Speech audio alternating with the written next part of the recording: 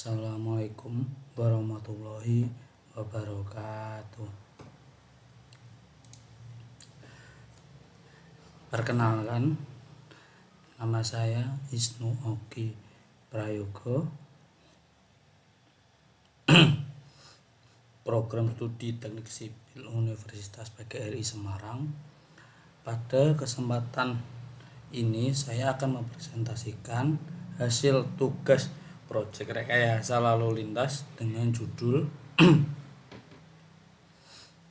Analisis Lalu Lintas di Jalan Pemuda Kota Semarang.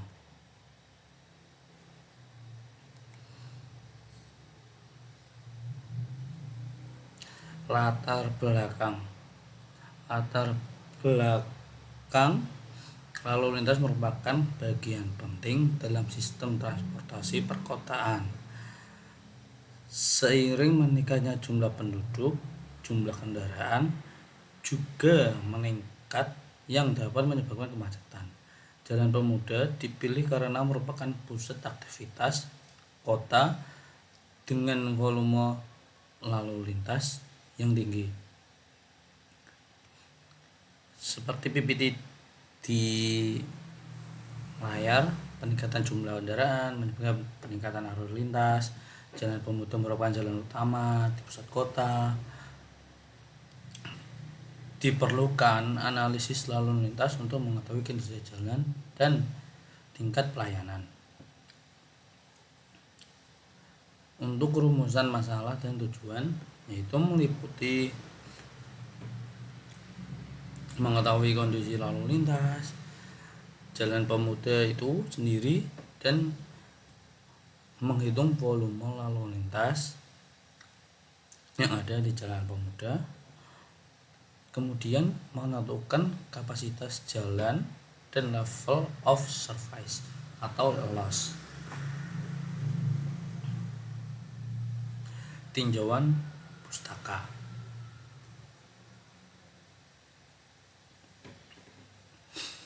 Tinjauan pustaka itu meliputi karakteristik lalu lintas, volume, kecepatan, kepadatan yang mungkin kepadatan lalu lintas seperti itu. Kapasitas jalan berdasarkan MKJI. Kemudian yang nomor 3, derajat kejenuhan atau DS, dan level of service atau loss. Lanjut, dan ini lokasi penelitian. Lokasi penelitian itu berada di Jalan Pemuda Kota Semarang, yang merupakan kawasan pusat kota dengan aktivitas tinggi. Banyak juga pusat bisnis, pertokoan, dan perkantoran di wilayah tersebut, yang mungkin bisa menyebabkan kemacetan juga ada di situ. Lanjut, metodologi penelitian. Metode yang digunakan adalah survei lapangan dengan pengamatan langsung. Data yang diambil meliputi volume kendaraan, kecepatan, dan hambatan samping.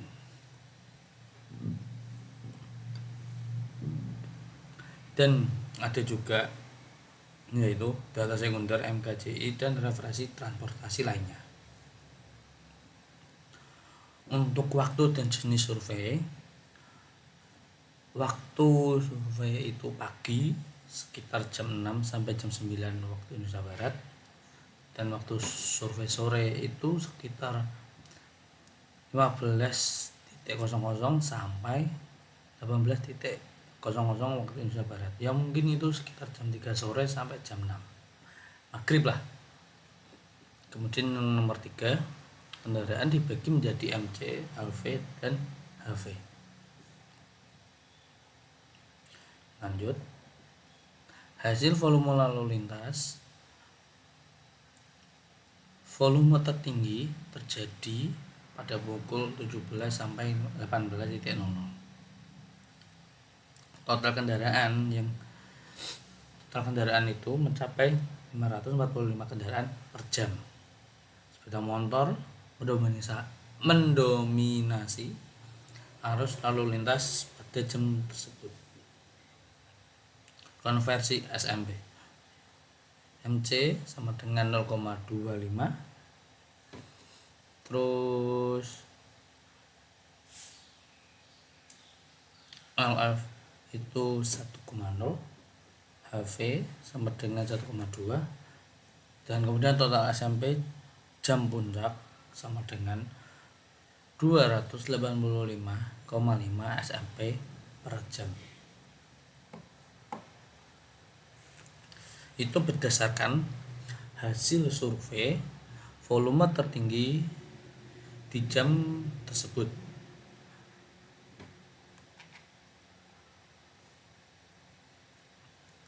Dan ini adalah video dokumentasi, ya tidak terlalu lama sih.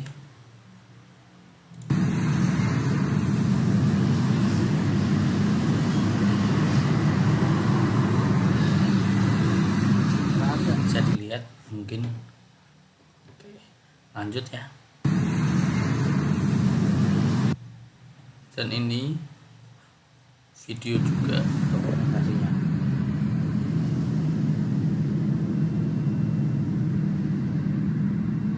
Itu kami menggunakan aplikasi KWTP untuk menghitung jumlah kendaraan dan lain sebagainya. Dan ini juga videonya, ada lagi.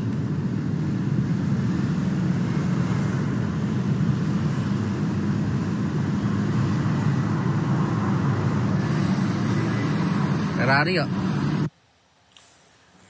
Kemudian selanjutnya itu analisis kapasitas jalan. Kapasitas jalan diasumsikan 2000 cm per jam. Kondisi jalan masih mampu menampung arus lalu lintas. Belum terjadi kemacetan yang sangat signifikan.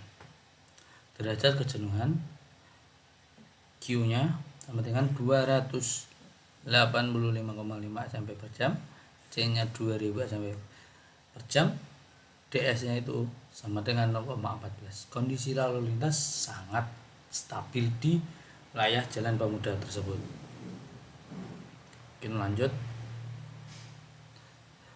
Untuk level of service atau loss-nya, nilai DS-nya itu 0,14, termasuk loss A. Arus lalu lintas sangat lancar. Interaksi kendaraan masih rendah. Hambatan samping, parkir di tepi jalan itu masih banyak sekali mobil yang parkir di sana. Pejalan kaki menyeberang, kendaraan keluar masuk area pertokoan juga ada. Hambatan masih dikategorikan sedang. Untuk prediksi 5 tahun ke depan, pertumbuhan kendaraan diasumsikan 5% per tahun. Coba kita hitung Q5 sama dengan 364 cm per jam. DS-nya itu 0,18, masih termasuk loss A. Untuk perhitungannya itu ada di laporan, tidak saya masukkan di dalam sini. Untuk prediksi 10 tahun ke depan itu ya sekitar masih bisa lancar namun mulai meningkat. Bisa dilihat dari PPT. Untuk kesimpulannya, kondisi lalu lintas Jalan Pemuda masih sangat baik.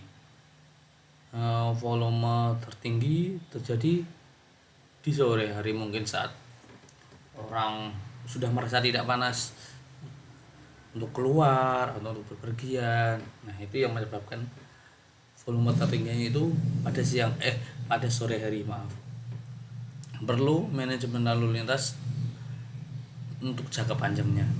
Transportasi umum perlu ditingkatkan kembali. Mungkin itu saja dari saya. Dan terima kasih.